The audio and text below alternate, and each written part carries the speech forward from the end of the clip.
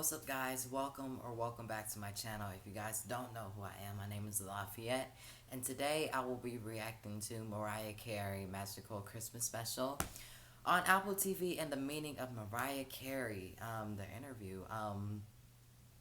I've never seen a Mariah interview before. You lambs have been putting me on with Mariah as of recently, and I'm so thankful for 39 subscribers. Let's run it up. Let's keep running it up and growing the family, you know. I'm so grateful and thankful for you guys, but what was I going to say? Anyways, I did do a cover of Mariah Carey, All I Want for Christmas Is You, and When You Believe with Mariah and Whitney. And yeah, and I just posted a reaction to When Christmas Comes. One of you guys actually told me that it is her original song, so go check that reaction out and all of my other Mariah reactions, because I've been reacting to a lot of Mariah recently. But I'm excited to see this interview. This should be interesting. And follow me on Instagram. My Instagram is down in the description below, so go check me out on Instagram and comment what you guys would like to see me react to next, even from other artists, because I don't know too many artists, you know.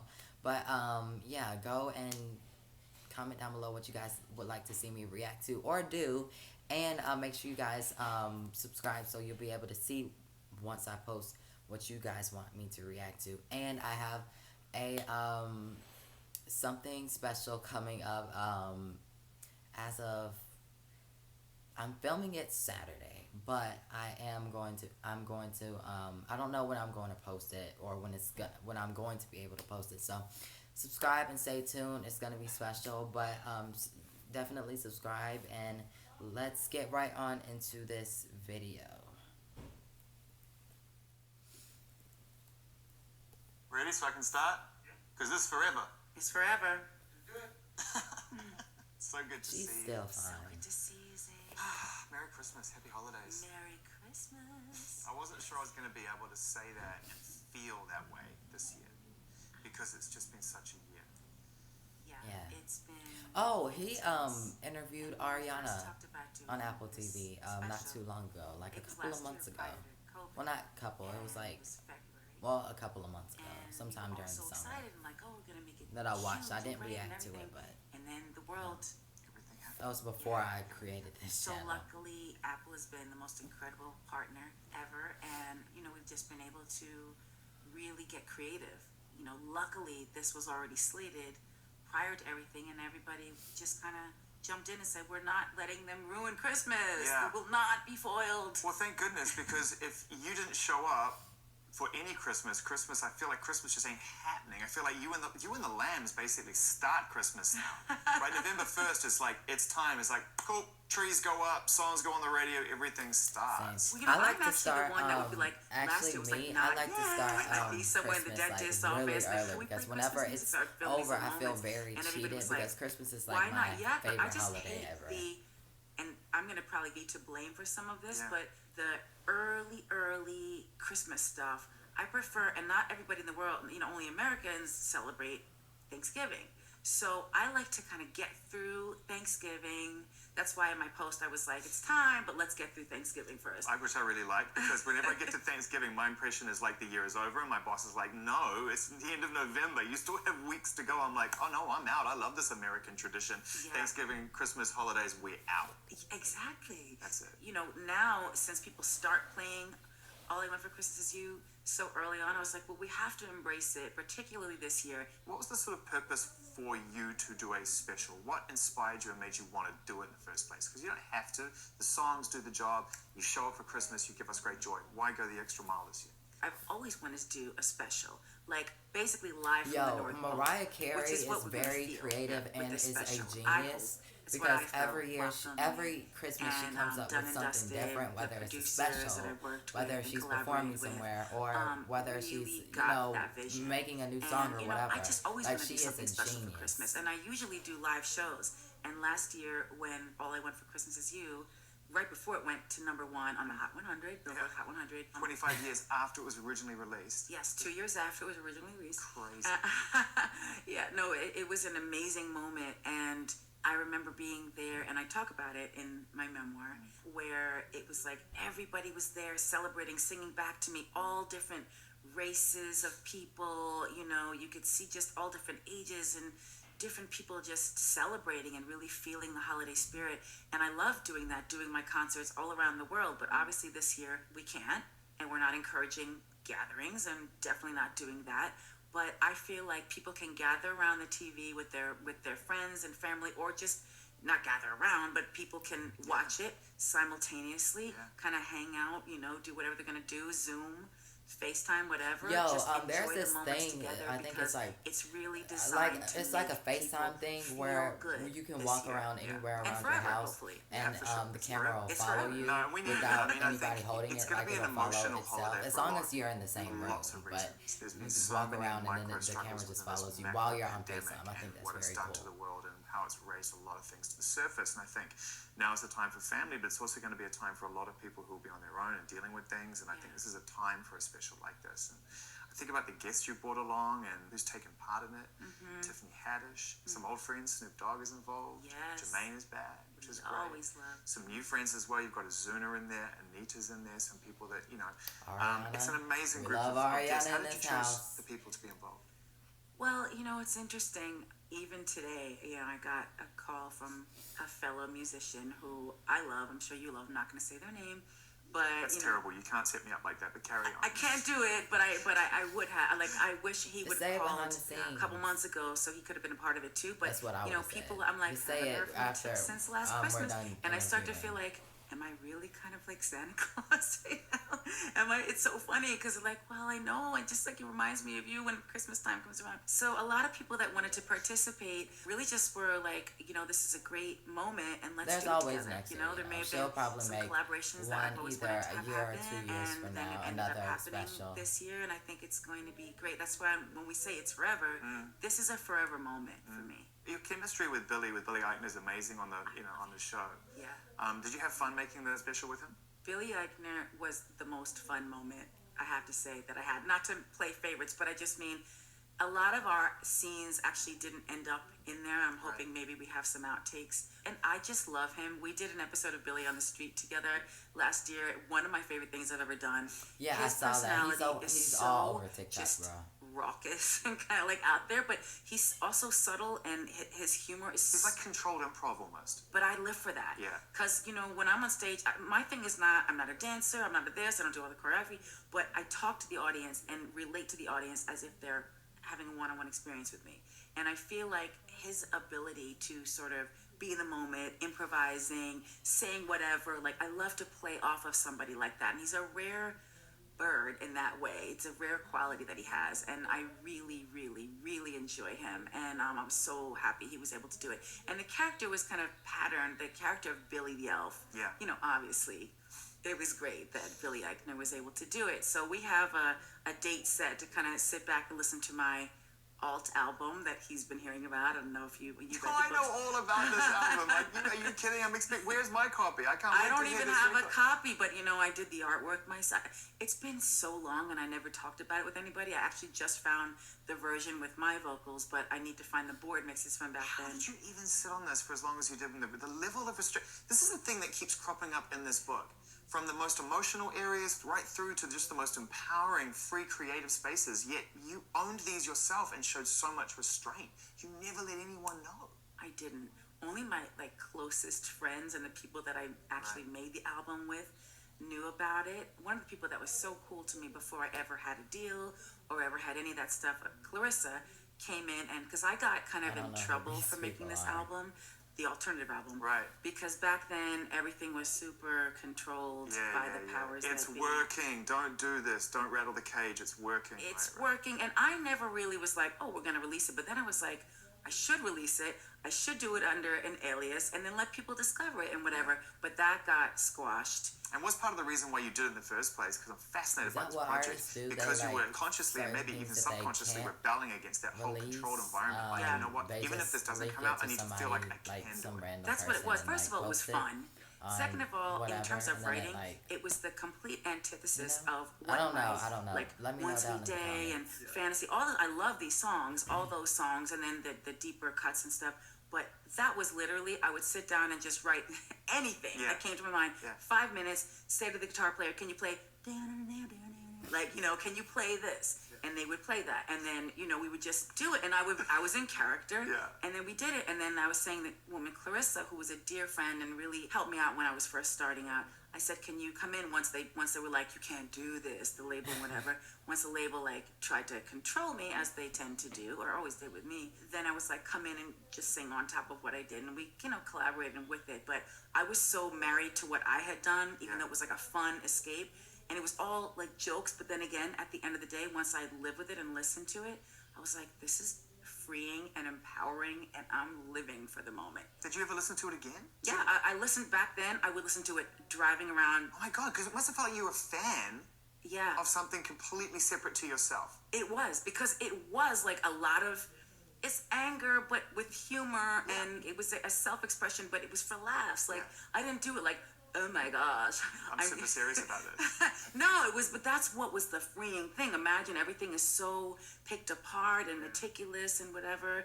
And then I was doing this thing that was just like, whatever it is what it's going to sound like.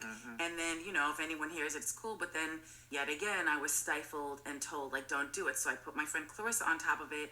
We released a couple things, but it was never given a push. So I just kind of kept it to myself. I had done the album art. I did the whole thing. I've never even talked about this. This is amazing. I just love this idea of you because in some respects, you become Mariah Carey. Live within your art, express yourself, become a performer. It becomes a character within itself. You sometimes forget who you are originally when you become successful within your artistic space. Right. Yeah, And that's Billie where it becomes Eilish, blurry, she and that talked can be a about difficult this, time. and You have I to extricate reacted to yourself that. from If that, you want, go regain check your that narrative, out. right? She As talked you've done about over time. that This other thing, exact that's just fun. problem. It was just that fun, she and dealt with, like, honestly, last it year was or so last year. necessary. Like, I think I sort So of go survived check that video out. I did through do that. And like, I a literally reaction made to a her whole Vanity album Fair and just kept interview. it to Go check myself. Oh, that you're out. going to hear us. I hope so. You Yeah. gotta put it out. I mean, I gotta figure it out, because now that I have the tracks of what I did, because it's back in the day, like, you gotta transfer everything, and there were board mixes with my stuff. Also, I was told to change some of the lyrics. So, I know. Just kept their hands off it. It could have been a whole other thing. But I still have the originals. Thank God. I know, but I don't even know. I did it all under a pseudonym, so I don't even know, like, the publishing and all that. Like, There's a playlist attached to this conversation, so it's a beautiful, musical thread that's going to go through this. And we're going to start with O Santa, which is Okay. your original but rearranged, Uh-huh. and a different arrangement that includes the wonderful Ariana Grande and Jennifer Hudson. We love Yes. It's been really fun Ariana. to revisit a song which is already a staple within your Christmas canon, and bring others into it and think about it differently vocally and who's going to sing what. yes. Well, originally, Oh Santa, a song I collaborated on with Jermaine Dupri and Brian Michael Cox, like two of my favorite people to write with. And I went to Jermaine and I was like, I want to do a fun up-tempo Christmas song. I wanted to be like that's a beat. Yeah. And so that's how we work, And so we took it from there. I sort of did a layered vocal arrangement, which is why I thought when we had the whole chance with Ari and with Jennifer Hudson, and I was like, let's do like a girls group, like a Supremes kind of vibe, because that's what I was thinking when I did it originally, because it's like a classic type Yo, sound. I And I love feel to like see you've done that throughout your whole their career within the friendship. Christmas space, that I feel that that's an opportunity for you to go out there and recreate some of those girl group environments, but using yourself. I'm gonna say something. Yeah, that's like once an All I'm I done Want with for the Christmas Is video. You vibe. Yeah. That was the original Oh Santa. When the opportunity presented itself Just stay to tuned. work I'm gonna say with something Ariana and with Jennifer Hudson, and I at had to the think end as a of this producer, video. because vocal producing is really one of my favorite things, and I think one of the things that I'm best at, particularly with layering and background vocals and stuff like that. And just like how we're gonna do it, and like what's the layering, and it was difficult because that song was You knew not, it. Yeah. It's in its original form, and now you're like, I have to reverse engineer this Yeah. and give it new life, but it already means something to you. Yes, and you know what? It was the one song that I was like, we can have fun with it, cause it was never like super serious or whatever. It's fun, it's festive. To me, those are the best type of Christmas songs when you don't have to think so much about it. Even though I have songs like that, it's when you can be free. And so I feel like the featured moments here were really fun because you hear J Hud, you know it's her. You hear Ariana, you're like, oh wow, that sounds so a great new interpretation of that moment. And then I'm there as the one that wrote the song and put the whole thing together. Yeah. And, it's fun. There's the chant, there's a whole thing. I think, kids are going to like it who maybe never got a chance to hear it before. So, I'm excited. Oh man, the second Christmas album that you made, I was just so stunned to learn all about the creation of it and what you were going through physically and the changes in your life that were happening at that time. And yes, we got O Santa, and at the time I was like, yay, new Mariah Carey album. I had no idea behind the scenes. It was just like the most transformative time of your life, probably. Yes, well, one of them, yes. But I mean, certainly a major thing. I was pregnant, and I have to say that Merry Christmas to You, my second Christmas album, is definitely one of my favorites, like production-wise. And the late Big Jim Wright was there working with me, who I wrote Fly Like a Bird with, which is a Grammy-winning song, and a lot of stuff from the Emancipation Mimi album, which is one of my favorites. It's sad that he's not here, but his musical contribution was just incredible. So we really had a great time working on that. Randy Jackson was also part of it, one of my beloved friends, dear friends.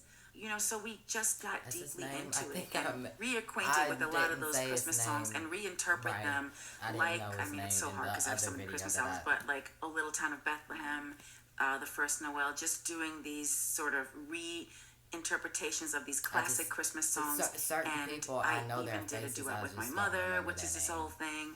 But I think it's great that I have that, for the rest of my life. Well, you wrote a book. Yes. And this book, not only is it one of the most compelling and revealing and at times emotional memoirs I've ever read. Living? It's also been enormously successful. In the comments below. Congratulations, New York Times bestseller number one. Bestseller. I don't mean that in a bad way. And number one with a book that question. is that good. It's incredible. And I had a chance to listen to it because I'm terrible at reading. But I had a chance to listen to it, which I love the audiobook experience. Thank you. And what really struck me is that when I was going through the book, is that Christmas has meant so much more to you, I feel, than just a season or an idea or a chance to spend time with family or to switch off at the end of the year. It's almost been this kind of narrative that's been going through your whole life. Like that is your idea of what unconditional love and safety and security really is. Right. Yo, and it kind of drew you into that and space as a child in the search for it. And that's why you gave back to it and built your own world around it. Is that on the best holiday ever. In my Christmas eyes, was often foiled for me when I was a little kid. Yeah. And I talk about it in the book. Different family members who are no longer family members to me, but always ruining the holidays. I waited the whole year to have this joyous experience that never really happened, but I still kept the spirit within me. And I think that's like a lot of people get depressed at the holidays. Yeah. And I know that's a thing. But I've always pushed through that because I just won't allow myself to go there. Why? Because you know what, it's too deep rooted, the sadness that I would possibly feel because of stuff that happened in my childhood and as I was starting out and stuff. But Christmas has been a constant for me. And at this point, in life, it's a whole production.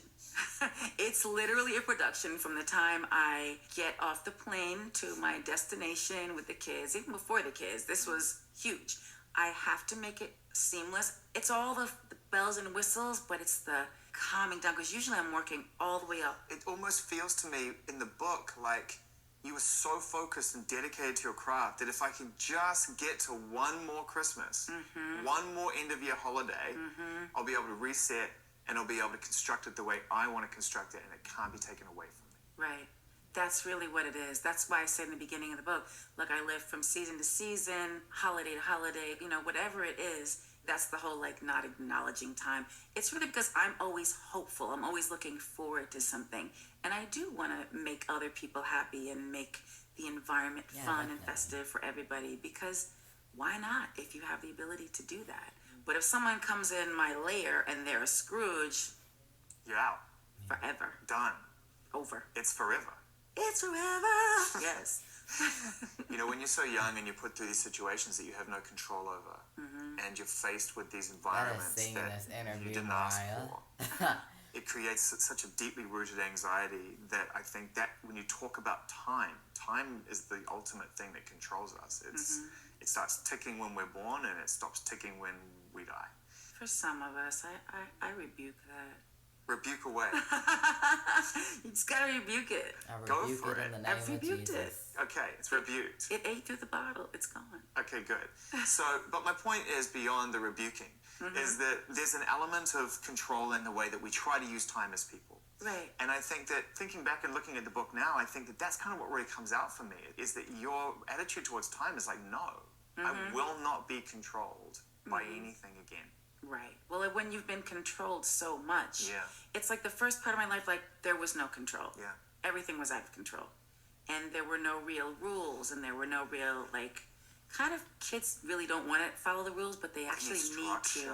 Yeah. And so I didn't have that structure. Then I had such strict rules. Yeah. Then I had, like, you know, I really wasn't around anybody, you know, that was young and up and coming and making music in the way that I was doing. And so it became like this very restricted sort of life. You're a prisoner of your talent. And of personal relationships and stuff. If it were just like the talent thing, I would understand and I'd be able to acclimate to that. Because I have. But actually, like I told you today, I was in the studio working on something all day and then came here and stuff like that. But I love that. That's like church to me. That's like the creative environment in which I thrive. But the other stuff is great and it's fun and it's fabulous and it's glamorous. But creating and working and producing in the studio is everything. I wonder, like, you know, whether or not you would ever, if you could, I know you love to perform live and you spoke openly about some of your favorite tours you've ever done, but I wonder whether or not there's a part of you that just is like, I just want to stay in the studio forever, like the creative process. I would be happy being in the studio forever, or just at least spending a few months out of the year, like certain albums I've done, whether it's the Rainbow album or Emancipation of Mimi, a lot of them. I went to Capri and lived at the studio in a little apartment that I made for myself right off the live room. And I would just sleep until I was ready vocally and then go and record. And that was like some of the best stuff I've ever done. It's the thing I love, that knowing that the world is learning about you really now through detail. Yeah. It's just how committed you are to every aspect of your craft. You know, you were such a big star, and the way you were presented, as you quite rightly pointed out from the label and other things that were stepping into your realm, was that you were sort of this princess that descended down upon this mountain with this great talent and then sung these songs and then descended back up to this castle. And it's like you were in it. You were writing and producing your own things, vocal arranging, in the studio every day. And I mean, from day one, I mean, on the second album, you immediately were like, I'm going to get involved in this now. The second album, this is me. Well, here's the thing. Prior to the first album, as I talk about in the book, my demo was the only thing that I had. But I didn't realize, and it happened even before that first demo, when you tell them, break down the drums right here, or when you tell them, bring the strings up, and da-da-da-da, if it works, you're producing. Yeah. That's what producers do. That's right. A lot of them don't even play an instrument. Most don't play an instrument. Some just program a beat, send out a beat. No offense to that, because I can also get a beat and write a song on top of it and produce the vocals and do whatever and suggest things to the person mixing or making the track or making the beat, whatever. But it's sort of a thing where it's like I started doing that kind of stuff during my first album, not realizing I should be getting producer credit and also allowing the label to direct me to work with big name producers who maybe didn't give me that much of an identity as they could have because it was their thing. And then I realized, I don't actually have to do this. I can pick the people that I want to collaborate with. And I did come into this situation with a demo that ended up with like 3 #1 songs on it that I had written prior to getting signed. So it's a different process now. People are on YouTube, they sing well, they're artists and they get discovered. And that's amazing because that process must be like so freeing. Unless you get signed to one of those deals where they own you. And then that some sucks. people But are so wait lucky. until Like it's Christmas. the last person No, I've it's seen not. done that. And also, by the is, way, you like, said some great Justin things about the Bieber. way that the tables have turned The now. You only talk about the person I've relationship seen between the artist and that the fan. You and blown your up fans, is no need for Justin anyone in the Bieber middle. for me. You've earned the right to be able to communicate direct and have a direct relationship without any of that interference. That is the world we're in now. Right. There is no need for me to be here. You could have this conversation with your fans right now. If I don't do a good job, I'm out of a job. No, but it's great because you have read the book and you have your own perspective, and this is what you do. Right. And some people might not know how to do this. Right, So right. I it appreciate that. it Thanks. is, I'm very thankful to be sitting here with you. Me too. This is one of those songs. I don't know how I feel when I know. I think I'm going to, in this video right here, I probably will see if I'll make a part 2. Just let me know if you'd like to see me do a part 2 of this. But yeah. What I was going to say was, I hate seeing people, specifically fandoms, compare and contrast, compare other artists, such as Mariah and Ariana, because they're both very different in their own styles and in their own ways. And Mariah, she is a very talented. I mean, so is Ariana. I mean, obviously, so is Ariana. Have you heard like her new album, My Hair? I mean, not the album is called Positions. Like, have you heard Positions? Like, don't forget about 2014 and that era. The present. Look at the present stuff. But like 2019 to 2020. But yeah, Mariah does her own thing.